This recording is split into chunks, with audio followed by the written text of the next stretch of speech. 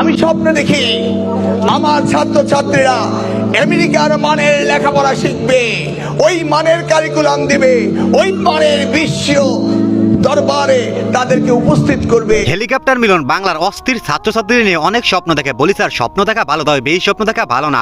আর ওইদিকে বাংলার ছাত্রছাত্রী পড়ালেখার থেকেও টিকটকে বেশ ভালোই নাচানাচি করতে পারে।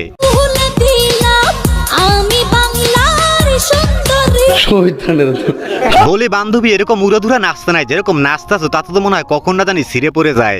ভাবছিলাম মিলনের টাইমে কঠিন কোশ্চেন আসবে। অনেক এক্সাইটেড ছিলাম, রাতে ঘুমাইতে পারি নাই। কেন ঘুমাতে পারেন না?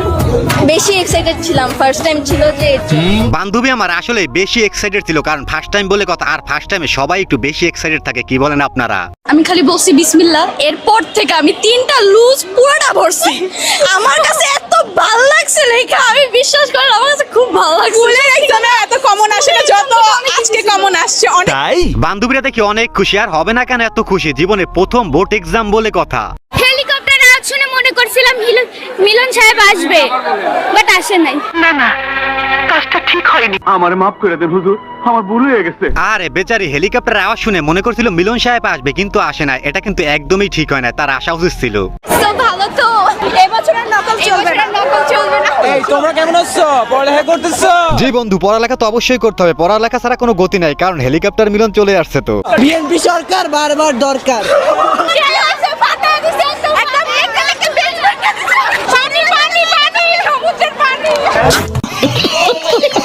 পরীক্ষা এতটাই ভালো হয়েছে যে সেই খুশিতে বান্ধবীরা আমার আনন্দের জোয়ারে ভাসছে। অনেক সুন্দর পরীক্ষার আয়োজন করছে এবার। পরীক্ষা অনেক ভালো হয়েছে, কোনো ভয় ছিল না। আর মিলন সাহেবকে জিন্দাবাদ। বন্ধুর সুরে সুর মিলিয়ে আমিও একটু বলতে চাই, জিন্দাবাদ জিন্দাবাদ, হেলিকপ্টার মিলন জিন্দাবাদ।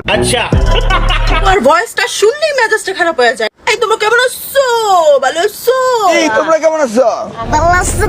জি বান্ধবী, আমরা ভালো আছি। তুমি ভালো আছো তো? না আবার পরীক্ষার হলে কিভাবে নকল করবা সেই চিন্তায় ঘুমাতে পারছো না কোনটা? পড়াশোনা করতে হবে, চিটিং আর চলবে না। বান্ধবী তুমি ঠিকই বলেছো, কোনো চিটিং আর চলবে না, পড়ালেখা তোমাদের করতেই হবে। আর যদি ভালোভাবে পড়ালেখা না করো তাহলে পুরোই বাস খাও। সিঙ্গারে এসএসসি পরীক্ষার 2টি কেন্দ্র আকস্মিক পরিদর্শন করেছেন শিক্ষামন্ত্রী এহসানুল হক মিলন। বেলা 11টার দিকে শিক্ষামন্ত্রী সিঙ্গারের জয়মণ্ডপ উচ্চ বিদ্যালয় ও শাহরাইল উচ্চ বিদ্যালয় কেন্দ্র পরিদর্শন করেন।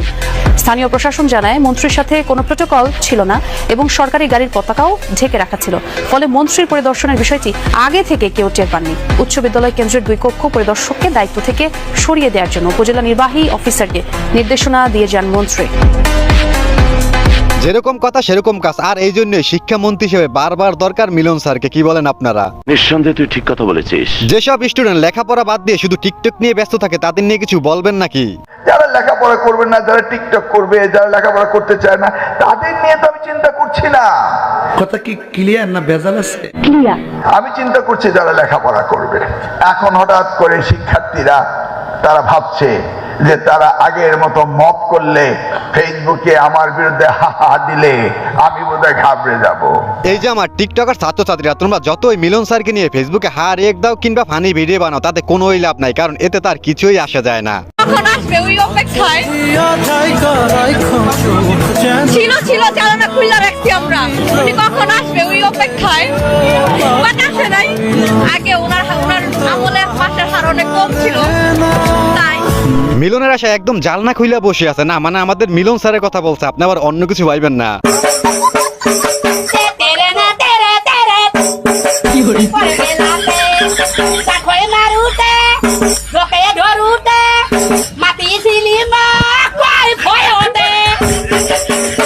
বিশ্বাস করেন রাসেল ভাই, এই ভিডিও দেখে আমি প্রথমে ভাবছিলাম তাকে মনে হয় পুলিশ তাড়া দিতে আছে, পরে দেখি না, এ তো আমাদের হেলিকপ্টার মিলন।